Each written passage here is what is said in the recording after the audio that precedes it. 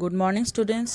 আশা করি সকলে ভালো আছো, সুস্থ আছো, নিজের পরিবারের সাথে সব থেকে ভালো সময় তোমরা কাটাচ্ছ।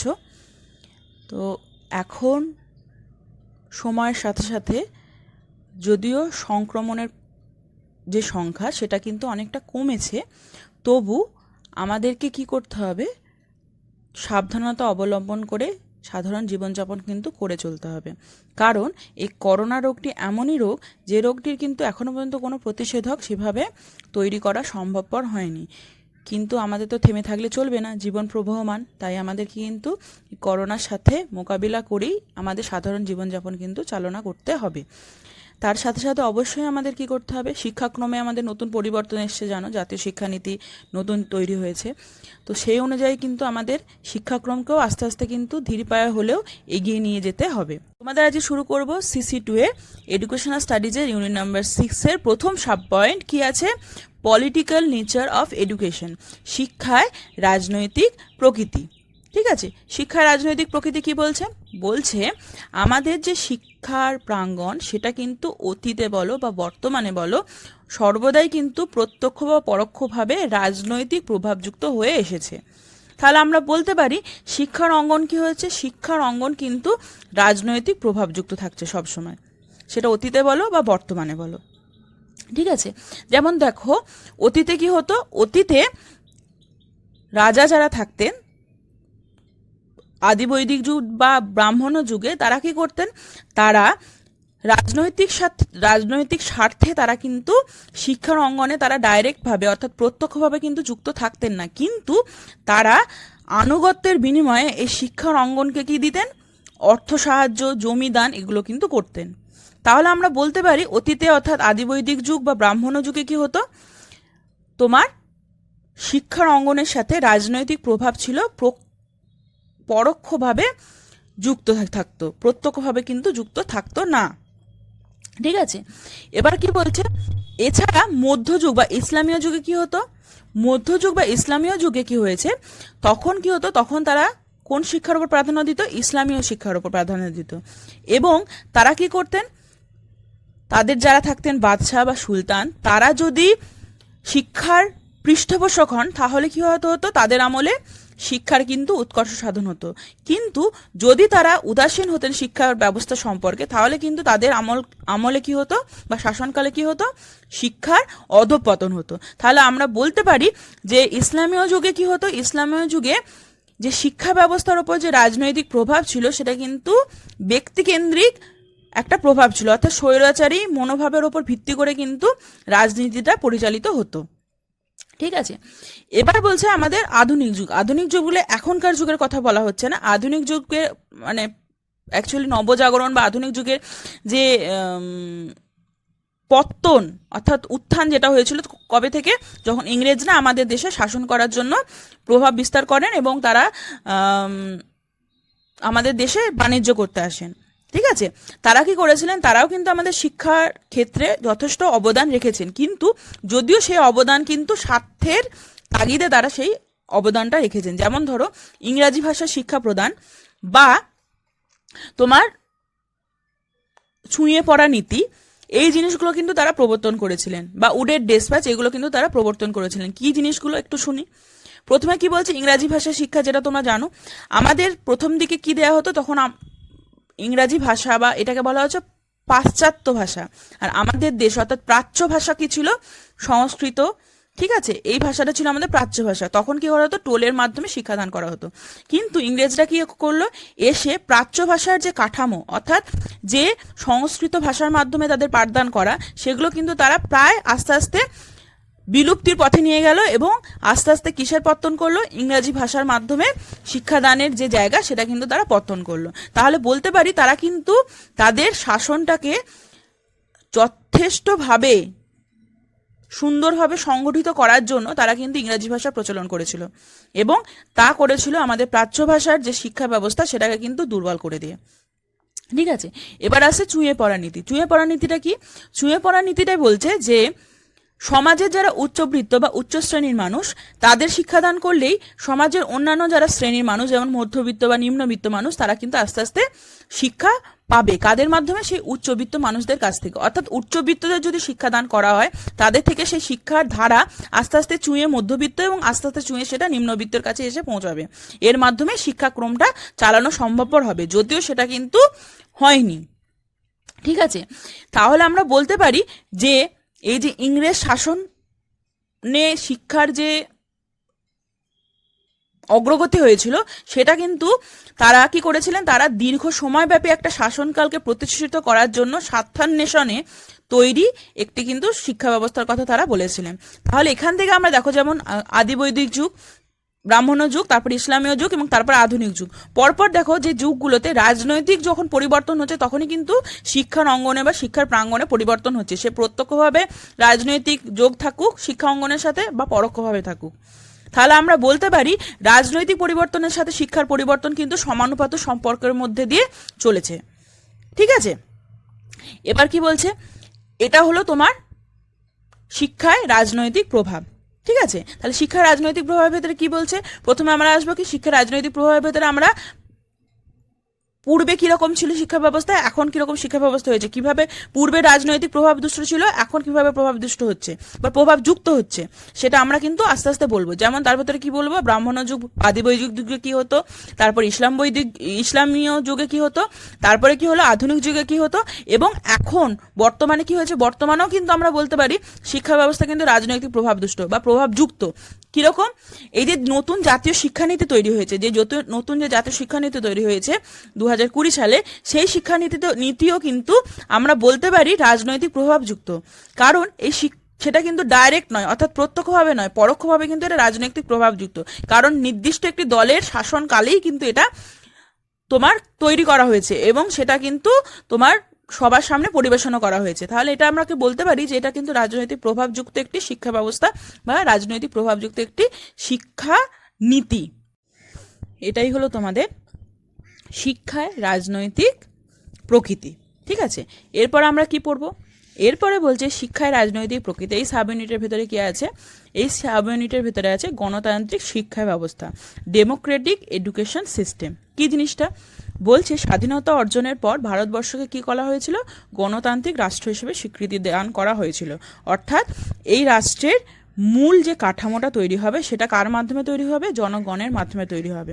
তাই এটা হলো গণতান্ত্রিক রাষ্ট্র। ঠিক আছে, তো গণতান্ত্রিক শিক্ষা ব্যবস্থা কি, গণতান্ত্রিক শিক্ষা ব্যবস্থায় বলছে যেখানে শিক্ষার প্রতিটি ক্ষেত্র অর্থাৎ শিক্ষার লক্ষ্য, পাঠ্যক্রম, শিক্ষক, প্রশাসন, বিদ্যালয়ের সর্বক্ষেত্রে কি হবে, গণতান্ত্রিক প্রথাকে মান্য করা হবে। গণতান্ত্রিক প্রথা বলতে কি বলছে, অর্থাৎ জনগণকে কিন্তু এখানে প্রধান মান্যতা দেওয়া হবে, অর্থাৎ জনগণই কিন্তু এখানে শেষ কথা। জনগণকে সমস্ত রকম অধিকার প্রদান করা, তাদেরকে সমস্ত রকমভাবে সুযোগ সুবিধা প্রোভাইড করা, এইটা কিন্তু গণতান্ত্রিক শিক্ষা ব্যবস্থার মূল ভিত্তি বা মূল লক্ষ্য।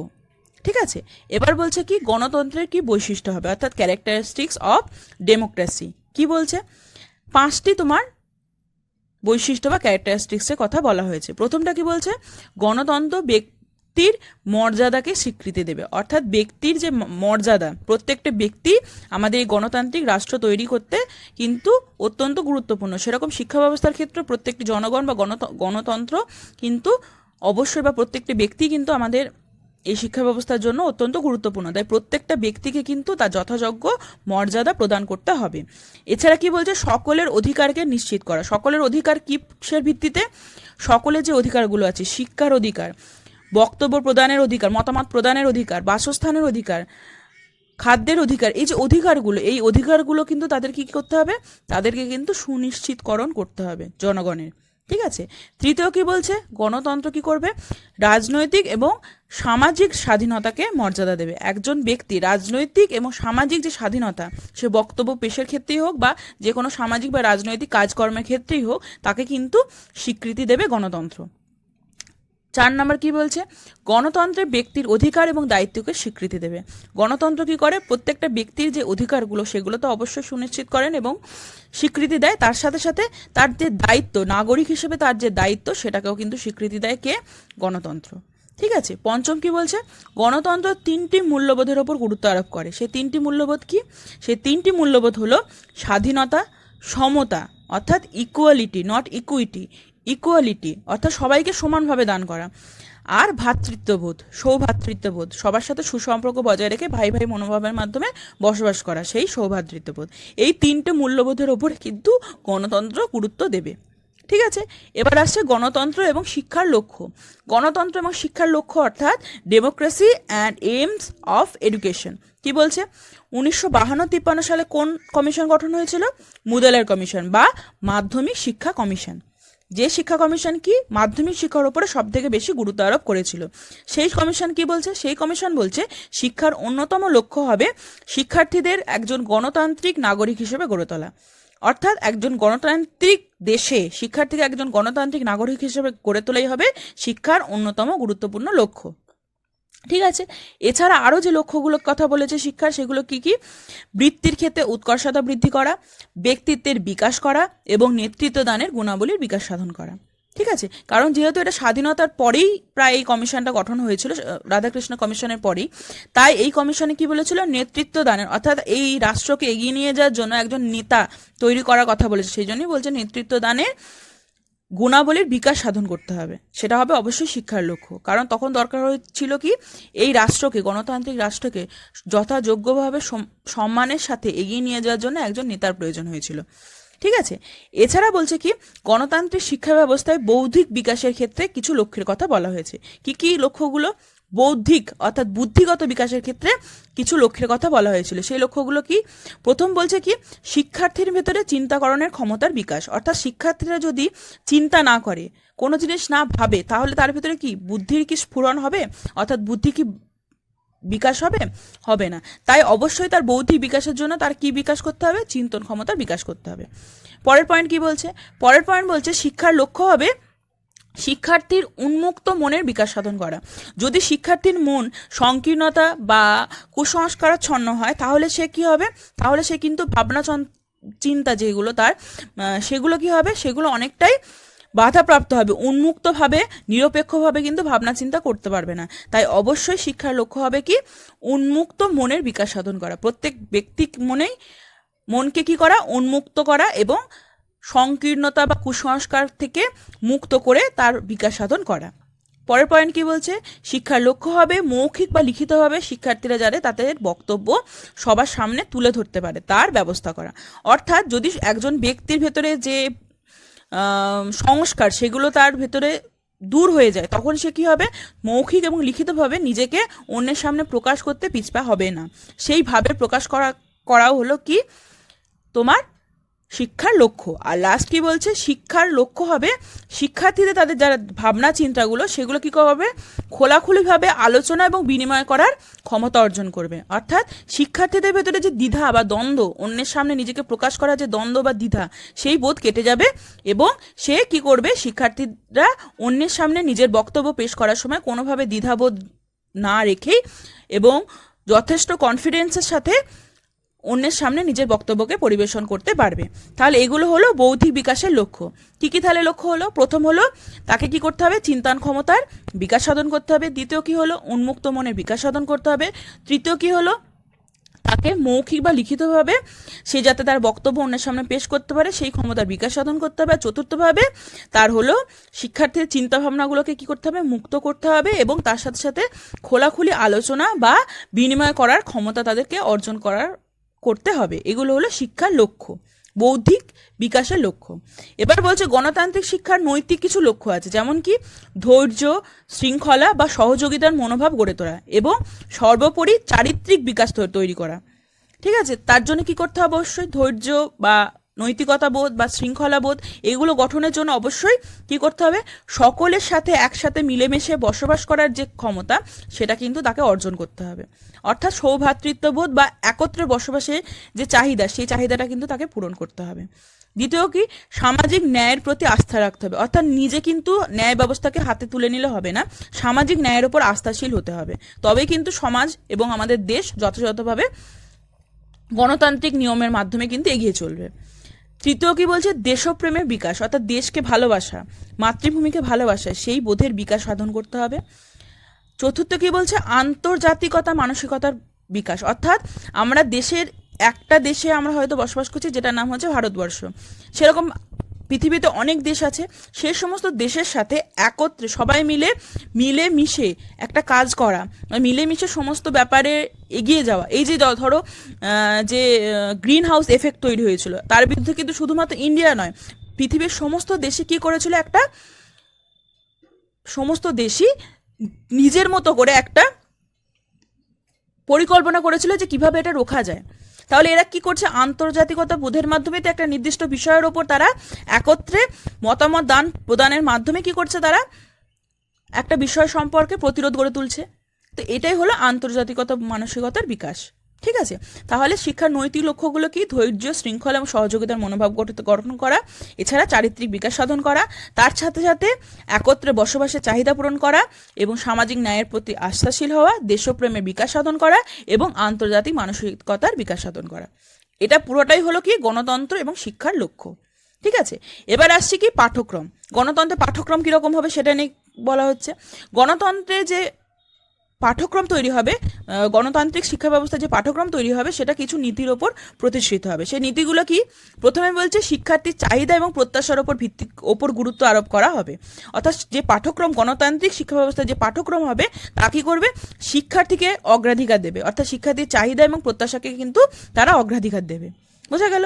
দ্বিতীয় পয়েন্ট কি বলছে, বৈচিত্র্যের নীতি। অর্থাৎ শিক্ষার্থী তারা আগ্রহ এবং প্রবণতা অনুযায়ী কিন্তু পাঠ্যক্রম গ্রহণের সুযোগ থাকবে, যেটা কিন্তু বর্তমান শিক্ষানীতিতে বলা হয়েছে। একজন যদি ফিজিক্স নিয়ে পড়ে, তার সাথে সাথে কিন্তু সে সাবজেক্ট হিসেবে কিন্তু পাশে কেমিস্ট্রি না রেখে সেখানে সে কী করতে, ফ্যাশন ডিজাইনিং বা তার সাথে মিউজিকও তারা রাখতে পারে।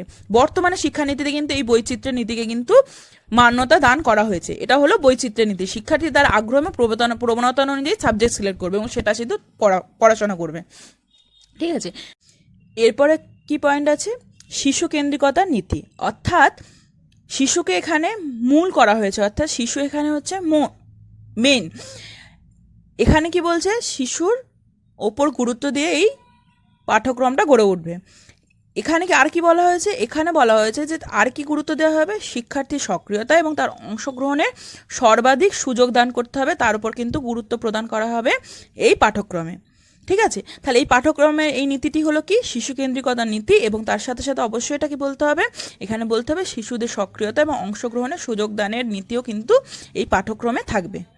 ঠিক আছে, এরপরে আসছে কি, এরপরের পয়েন্ট বলছে কি, বৃত্তি উৎকর্ষতার নীতি। অর্থাৎ শিক্ষার্থীরা যে শিক্ষা গ্রহণ করবে তার উপর ভিত্তি করে তারা যদি বৃত্তি না পায়, তাহলে সেই পাঠ্যক্রম বা সেই শিক্ষার কোনো গুরুত্ব থাকে না। তাই অবশ্যই যে পাঠ্যক্রম গড়ে উঠবে গণতান্ত্রিক শিক্ষা ব্যবস্থায়, সেই পাঠ্যক্রম কি হবে, বৃত্তিকে মাথায় রেখে কিন্তু সেই শিক্ষা ব্যবস্থায় সেই পাঠ্যক্রমটা গড়ে উঠবে। অর্থাৎ যে পাঠ্যক্রম হবে সেটা হবে কি, বৃত্তিমুখী।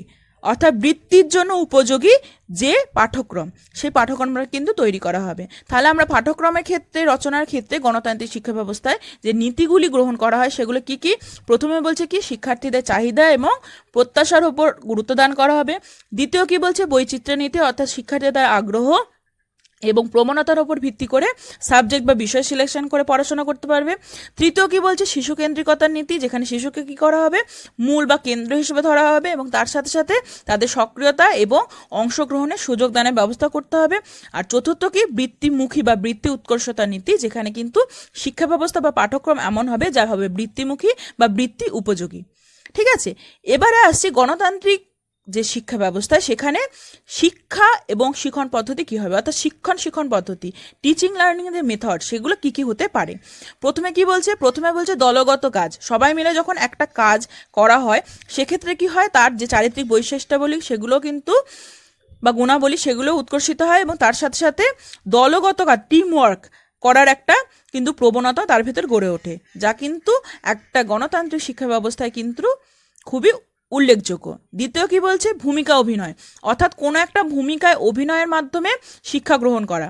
যেমন তোমাদের দেখবে যে লেসন প্ল্যান যখন করবে তখন দেখবে বিভিন্ন যে আচরাঙ্গগুলো আছে সেই আচরাঙ্গগুলোর ভেতরে একটা জায়গায় দেখবে আছে ভূমিকা অভিনয়, অর্থাৎ যে গল্প বা যে কবিতাটি তোমরা বলছো সেটা ভূমিকা অভিনয়ের মাধ্যমে স্টুডেন্টদের সামনে প্রেজেন্ট করা, তার মাধ্যমে কিন্তু শিক্ষাদান করা সম্ভব হবে, যেখানে কিন্তু গণতান্ত্রিক শিক্ষা ব্যবস্থার এটা একটা হচ্ছে পদ্ধতি, শিক্ষণ পদ্ধতি। তৃতীয় কি বলছে, সার্ভে মেথড।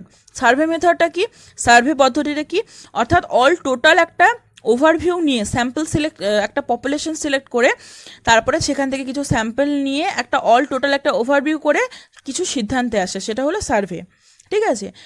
চতুর্থ কি, প্রকল্প পদ্ধতি। নির্দিষ্ট একটি বিষয়ের ওপর ভিত্তি করে ধাপে ধাপে পরিকল্পনা ভিত্তিক যে কার্যক্রম সম্পাদন করা সেটা হলো প্রকল্প পদ্ধতি। যেমন তোমরা লেসন প্ল্যান করছো, ক্লাসে যাওয়ার আগে তোমরা কি করছো, নির্দিষ্ট একটু বিষয় বা নির্দিষ্ট একটি কবিতা বা গল্পর ওপর ভিত্তি করে তোমরা পরিকল্পনা করে সেটা ধাপে ধাপে ক্লাসে গিয়ে সেভাবে পড়াচ্ছ, এটা কিন্তু প্রকল্প পদ্ধতি বলতে পারি আমরা।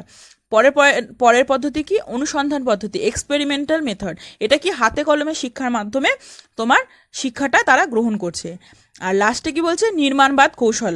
নির্মাণবাদ কৌশলে কি হচ্ছে, তার জ্ঞান অর্জন হচ্ছে, জ্ঞান থেকে তার কি গঠন হচ্ছে, স্কিমা, এবং স্কিমা থেকে তার গঠন হচ্ছে প্রজ্ঞা। অর্থাৎ ধাপে ধাপে তার কোনো একটি নির্দিষ্ট বিষয়ভিত্তিক ধারণা তৈরি করার ক্ষেত্রে কিন্তু এই শিক্ষা পদ্ধতি, শিক্ষণ পদ্ধতি খুবই উল্লেখযোগ্য। নির্মাণবাদ পদ্ধতি, তাহলে কি কি পদ্ধতির কথা বলা হয়েছে গণতান্ত্রিক শিক্ষা ব্যবস্থায়? প্রথম পদ্ধতি হলো কি, দলগত কাজ।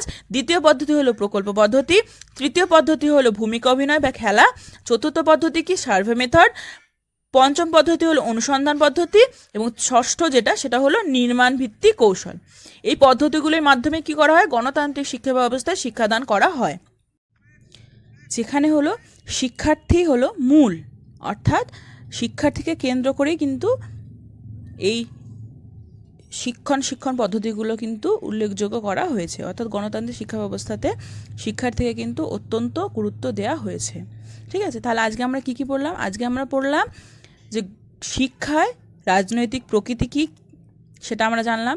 এছাড়া গণতান্ত্রিক শিক্ষা ব্যবস্থা কী, গণতন্ত্রের কী কী বৈশিষ্ট্যাবলী, গণতন্ত্র এবং শিক্ষার লক্ষ্য কী, যার ভিতরে আমরা পড়লাম কি, বৌদ্ধিক বিকাশের লক্ষ্য, নৈতিক বিকাশের লক্ষ্য। এছাড়া পড়লাম কি, গণতান্ত্রিক শিক্ষা ব্যবস্থায় পাঠ্যক্রমের ক্ষেত্রে কী কী নীতিগুলো অবলম্বন করা হয়। এছাড়া গণতান্ত্রিক শিক্ষা ব্যবস্থায় কী কী শিক্ষণ পদ্ধতিগুলি অবলম্বন করা হয় সেগুলো আমরা জানলাম।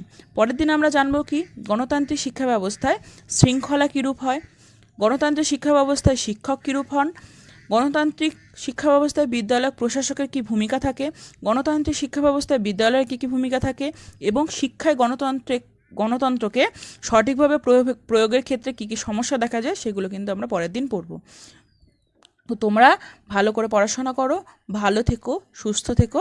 আজকে এই পর্যন্তই। তো সবাই ভালো থেকো, টাটা।